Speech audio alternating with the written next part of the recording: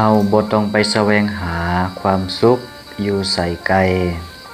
ความสุขนั่นอยู่ที่ใจของเฮามื้อนี้ก็สิมาสาธิตการถักฝ้ายเนาะหรือว่าถ้าเป็นเส้นน้อยเฮาก็เป็นถักฝ้ายผูกแขนอันนี้ถักเป็นเส้นใหญ่เพื่อที่จะผูกรถให้ญาติโยมบางคนก็สิสงสัยว่าผูกเพื่อหยังการผูกรถก็เพื่อเป็น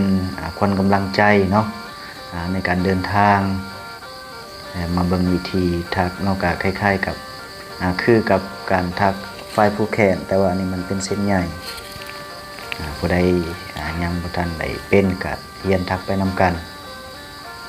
ก็สิถักเป็นเส้นใหญ่แน่อันนี้เป็นฝ้าย9เส้นเนาะเป็นฝ้าย9เส้น9สีแล้วก็มาดึงใส่กันมาถักมันเป็นเส้นใหญ่เพื่อให้ญาติโยมเฮาได้จะได้ให้ญาติโยมเฮาไปผูก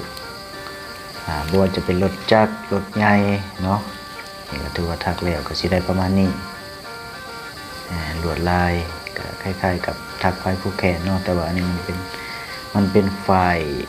9สีมาผสมผสานกัน